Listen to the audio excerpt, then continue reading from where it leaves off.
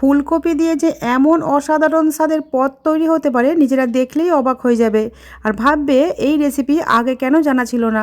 সম্পূর্ণ নিরামিষ ফুলকপির এই ইউনিক রেসিপি ভাত, রুটি, পরোটা সবার সাথে খেতে ভালো লাগে। আর সাথে একটা স্ন্যাক্স রেসিপিও শেয়ার করব, যেটা চা বা সকাল সন্ধ্যায় হালকা ফুলকা টিফিনেও খেতে দারুণ লাগে। নমস্কার বন্ধুরা, বেঙ্গলি ওভেনে তোমাদের সবাইকে স্বাগত জানাই। রেসিপিগুলো তৈরি করার জন্য চা খাবার কাপের মাপে 1 কাপ নিয়েছি মুগ ডাল, আর সাথে নিয়েছি 3 টেবিল চামচ ছোলার ডাল।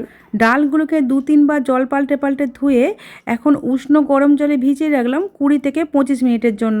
আর নর্মাল জলে ভিজলে অন্তত 2 ঘন্টা আগে ভিজিয়ে রাখতে হবে। এখন ঢাকা দিয়ে রেখে দিলাম। এই সময়ের মধ্যে অন্য কাজগুলো এগিয়ে রাখবো। এখানে আমি নিয়েছি একটা ফুলকপি। এই ফুলকপিগুলোকে এইভাবে ছোট ছোট টুকরো করে কেটে নিয়ে গরম জলে ভিজিয়ে রেখেছিলাম 5 মিনিটের জন্য। গরম জলে ফুলকপি ভিজিয়ে রাখলে ফুলকপির মধ্যে অনেক সময় পোকা থাকে, সেগুলো যেমন বেরিয়ে যাবে, আর ফুলকপির মধ্যে কোনো জীবাণু থাকলে সেটাও কেটে যাবে। এখন ফুলকপির টুকরোগুলোকে নিয়ে ছোট গ্রেটারের সাহায্যে এইভাবে গ্রেট করে নিচ্ছি। চপার থাকলে চপার দিয়েও চপ করে নিতে পারো, অথবা মিক্সিং গ্রাইন্ডারও গ্রাইন্ড করতে পারো। সেক্ষেত্রে একটু সাবধানে গ্রাইন্ড করতে হবে যাতে না পেস্ট হয়ে যায়, এরকম যাতে দানা দানা থাকে। কারণ ফুলকপিগুলো পেস্ট হয়ে গেলে খেতে কিন্তু ভালো লাগবে না, এই রকম দানা দানা থাকলে তবেই খেতে ভালো লাগবে। এখন আমি তোমাদের 25 মিনিট পরে দেখাচ্ছি। বন্ধুরা দেখো, ডালগুলো কিন্তু অনেকটা নরম হয়ে গেছে উষ্ণ গরম জলে ভিজে রাখার কারণে। ডালের মধ্যে যে অতিরিক্ত জল আছে, এই জলটাকে ছেঁকে ফেলে দিয়ে জল ঝরানো ডালগুলোকে একটা মিক্সিং জারের মধ্যে নিয়ে নিচ্ছি।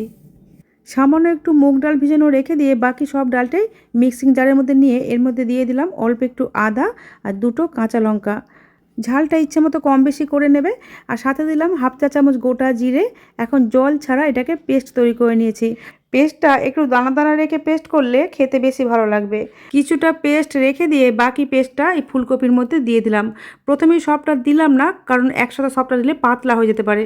সাথে দিয়ে দিলাম স্বাদ মতো লবণ, দিলাম 1/2 চা চামচ জিরে গুঁড়ো, 1/2 চা চামচ ধনে গুঁড়ো, অল্প একটু হলুদের গুঁড়ো, সাথে দিচ্ছি সামান্য পরিমাণে গরম মশলা গুঁড়ো, আর দিলাম একদম অল্প পরিমাণে লঙ্কার গুঁড়ো, আর সব শেষে দিয়ে দিলাম কিছুটা কুচানো ধনেপাতা। এখন সমস্ত কিছুকে একসাথে খুব ভালোভাবে মেখে নিতে হবে। আর লবণটা কিন্তু এই সময়তেই দিতে হবে, আগে থেকে দিয়ে রাখলে ফুলকপি থেকে জল ছেড়ে দেবে, তাহলে রেসিপিগুলো ভালো তৈরি হবে না। বাকি যে ডালের পেস্টটা রাখা ছিল, এই পেস্টটাকেও ফুলকপির মধ্যে দিয়ে দিলাম। আর এই ডালের পেস্টটাকে এখন ফুলকপির সাথে খুব ভালোভাবে মিশিয়ে নিয়েছি। মাখাতে মাখাতে যদি মনে হয় পুরো ডালের পেস্টটা কি ফুলকপির সাথে খুব ভালোভাবে মিশিয়ে নিয়েছি, এইভাবে মেশানো হয়ে গেলে হাত দিয়ে দেখতে হবে শেপ দেওয়া যাচ্ছে কি না। যদি মনে হয় যে মাখাটা একটু নরম টাইপের হয়েছে, শেপ দেওয়া যাচ্ছে না, তাহলে 2-1 টেবিল চামচ বেসন দিয়ে দিতে হবে। এখানে আমার মাখাটা একদম ঠিকঠাক ছিল। দেখো খুব ভালোভাবে শেপ দেওয়া যাচ্ছে। তো এখন আমরা এগুলোকে ভেজে নেব। তার জন্য ওভেনে একটা প্যান বসিয়ে এর মধ্যে কিছুটা তেলকে আগে থেকে গরম করতে দিয়েছিলাম।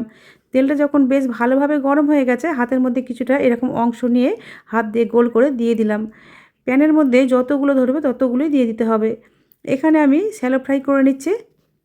প্রথমে প্যানের মধ্যে একটু ফাঁকা ফাঁকা করে 4টে দিয়েছিলাম। এক পাশটা হয়ে গেলে একটু উল্টে দিতে হবে। এইভাবে প্রত্যেকটা কি ধরে উল্টে দিতে হবে। সবগুলো উল্টে দেওয়ার পর বেশ কিছুটা জায়গা ফাঁকা হয়ে গেছে। এই ফাঁকা জায়গায় আমি আরও একটা ফুলকপির কোপ্তা বা ফুলকপির বড়া দিয়ে দিলাম। এইগুলো যেহেতু আমরা কারি তৈরি করব, তাই খুব বেশি কড়া করে কিন্তু ভাজার দরকার নেই, না হলে ভিতর পর্যন্ত ভালোভাবে রস ঢুকতে পারবে না, আর ভিতর পর্যন্ত নরম তুলতুলেও হবে না। আমি একটু হালকা ব্রাউন করেই ভেজে নিয়েছি। এখন যে বাকি পেস্টটা আছে, এই পেস্টটা দিয়ে স্ন্যাক্স তৈরি করব। আর এই স্ন্যাক্সগুলো তৈরি করার জন্য আগের মতো একই পদ্ধতিতে এইভাবে গোল গোল শেপ করে আমি দিয়ে দিচ্ছি। তোমরা ইচ্ছা করলে কিন্তু তোমাদের খুশি মতো যে কোনো শেপেই দিতে পারো। যতগুলো ধরেছে ততগুলো দিয়ে দিয়েছি। আর যেটুকু আমরা মুগের ডাল ভেজানো রেখে দিয়েছিলাম, এই ডাল ভেজানোগুলো এইভাবে ওপর দিয়ে একটু দিয়ে দিচ্ছি। এগুলো দিলে দেখতেও যেমন ভালো লাগবে, আর খেতেও কিন্তু বেশ ভালো লাগে। খাবার সময় মুখে যখন এই গোটা মুগ ডালগুলো পড়ে, খেতে বেশ ভালো লাগে। তবে ভেবো না এইভাবে গোটা গোটা মুগ ডাল দিলে ডালগুলো শক্ত হয়ে থাকবে। আসলে যেহেতু ডালগুলো ভেজানো মুগ ডাল, তাই বেশ নরম হবে, অথচ খেতেও ভালো লাগবে। স্ন্যাক্সগুলোর এক পাশটা যখন বাদামি কালার এসে গেছে, তখন এইভাবে একটা একটা করে উল্টে দিতে হবে। বন্ধুরা দেখো, আমি সবগুলোকে উল্টে দিয়েছি। আর এগুলো ভাজার সময় কিন্তু ফ্লেমটাকে মাঝারিতে রাখতে হবে। দুপিঠটাই সুন্দর করে মুচমুচে হয়ে ভাজা হয়ে গেলে এগুলোকে তেল থেকে তুলে নিচ্ছি। এইভাবে স্ন্যাক্স হিসাবে চায়ের সাথে খেতে দারুণ লাগে, আর একদিন বানিয়ে অনেক দিন পর্যন্ত রেখে খাওয়াও যাবে। এগুলোকে যদি টিফিন হিসেবে তৈরি করে খেতে চাও, বা আরও একটু বেশি করে যদি পেট ভরাতে চাও এগুলো দিয়ে, তাহলে একটা ব্যাটার তৈরি করে নিতে হবে। তার জন্য একটা বাটির মধ্যে আমি নিয়ে নিয়েছি কিছুটা আটা। বাড়িতে যে আটা দিয়ে রুটি তৈরি করে খাই সেই আটাই আমি এখানে নিয়েছি। সাথে নিলাম স্বাদ মতো লবণ, হাফ চা চামচ চিলি ফ্লেক্স না থাকলে লঙ্কার গুঁড়ো দিয়ে দেবে, আর দিচ্ছি 1 চা চামচ তিল। এই তিলটা যদি হাতের কাছে থাকে দেবে, না হলে বাদ দিয়ে দেবে।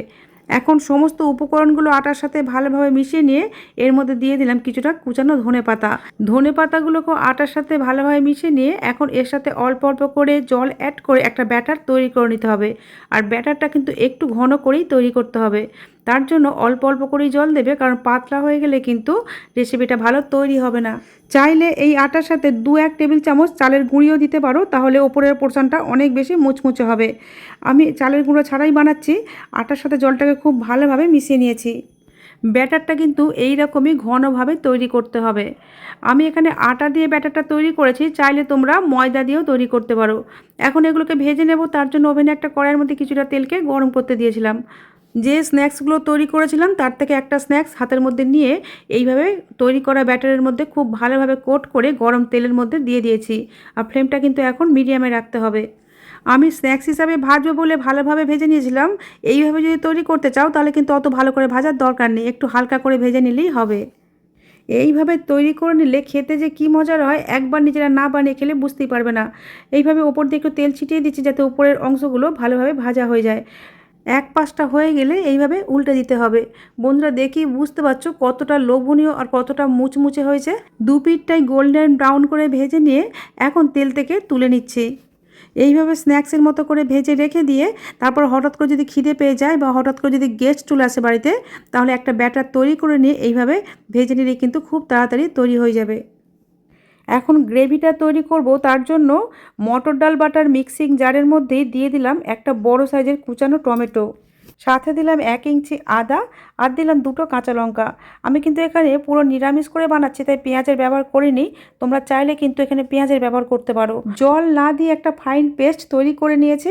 এখন ওভেনের মধ্যে প্যানে যে তেলটা ছিল ওই তেলের মধ্যে দিয়ে দিলাম গোটা গরম মশলা ফোড়ন, দারচিনি, এলাচ আর লবঙ্গ, আর সাথে দিলাম একটা শুকনো লঙ্কাকে 2 টুকরো করে ছিঁড়ে, সাথে হাফ চা চামচ গোটা জিরে দিয়ে ফোড়নটাকে বেশ ভালোভাবে নাড়াচাড়া করে ভেজে নিতে হবে। যখন এর থেকে সুন্দর একটা গন্ধ বেরোচ্ছে তখন তৈরি করে রাখা টমেটো, আদা আর কাঁচা লঙ্কার পেস্টটা এর মধ্যে ঢেলে দিলাম। এখন এই পেস্টটাকে তেলের সাথে ততক্ষণই কষিয়ে নিতে হবে যতক্ষণ না পেস্টটা থেকে তেলটা আলাদা হয়ে ছেড়ে আসে। বন্ধুরা, দেখতেই পাচ্ছ তেলটা কিন্তু টমেটোর পেস্ট থেকে আলাদা হয়ে গেছে। এই সময়তে কিছু শুকনো মশলা অ্যাড করব।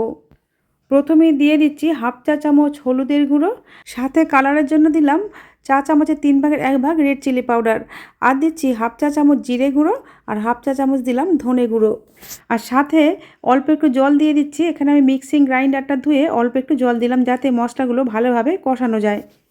এখন এই মশলাগুলোকেও যতক্ষণ না তেল ছাড়ে ততক্ষণ কষিয়ে নিতে হবে। বন্ধুরা দেখো, কিছুক্ষণের মধ্যে কিন্তু এই মশলাগুলো থেকেও তেল ছাড়তে শুরু করে দিয়েছে। এখন এর মধ্যে দিয়ে দিলাম জল। যতটা গ্রেভি খাবে সেই মতো বুঝে জলটা দিতে হবে। তবে এখানে একটু বেশি পরিমাণে জলটা দিতে হবে, কারণ এই রেসিপিগুলো কিন্তু একটু জল টানে। এতক্ষণ পর্যন্ত এই গ্রেভির মধ্যে কোনো রকমের লবণের ব্যবহার করিনি। জলটা দিয়ে দেওয়ার পরে এর মধ্যে দিয়ে দিলাম স্বাদ মতো লবণ। এখন এই ঝোলটা ফুটে ওঠা পর্যন্ত অপেক্ষা করতে হবে। যখন টকবক করে এইভাবে ফুটতে থাকবে তখন তৈরি করে রাখা আগে থেকে ফুলকপির কোপ্তা বা ফুলকপির বড়াগুলো এই ফুটন্ত ঝোলের মধ্যে দিয়ে দিতে হবে। ফ্লেমটাকে লো টু মিডিয়ামে রেখে 3 থেকে 4 মিনিট ফুটিয়ে নিতে হবে। এর মধ্যেই কিন্তু এই কোপ্তাগুলো একদম রস টেনে নিয়ে ভিতর পর্যন্ত নরম তুলতুলে হয়ে যাবে। যেহেতু নিরামিষ রেসিপি তাই এর মধ্যে আমি দিয়ে দিলাম হাফ চা চামচ চিনি, তবে ইচ্ছে করলে চিনিটা বাদ দিতে পারো। সাথে দিচ্ছি সামান্য একটু গরম মশলা গুঁড়ো। এই গরম মশলা গুঁড়ো আর চিনিটা একটু গ্রেভির সাথে মিশিয়ে নিয়ে সবশেষে নামানোর আগে দিয়ে দিচ্ছি 1 চা চামচ ঘি। এই ঘিটাকেও গ্রেভির সাথে খুব ভালোভাবে মিশিয়ে নিলাম। এইভাবে তৈরি করলে এই রেসিপিটা এতটাই টেস্টি হবে যে খেয়ে আঙুল চাটতে বাধ্য হবে। আমি আমার চ্যানেলে এই রকমই হাতের কাছে থাকা উপকরণ দিয়ে সহজভাবে তৈরি নতুন নতুন রেসিপির ভিডিও আপলোড করে থাকি। এই রকম রেসিপির ভিডিওর আপডেট সবার আগে পাওয়ার জন্য ইউটিউব থেকে দেখলে চ্যানেলটা সাবস্ক্রাইব করার, আর এফবি পেজ থেকে দেখলে পেজটাকে ফলো করে নেওয়ার অনুরোধ রইল। বন্ধুরা, আজ তাহলে এই পর্যন্তই। তোমাদের সাথে আবার আমার দেখা হবে নতুন কোনো রেসিপির সাথে। তোমরা ভালো থেকো, সুস্থ থেকো, সাবধানে থেকো।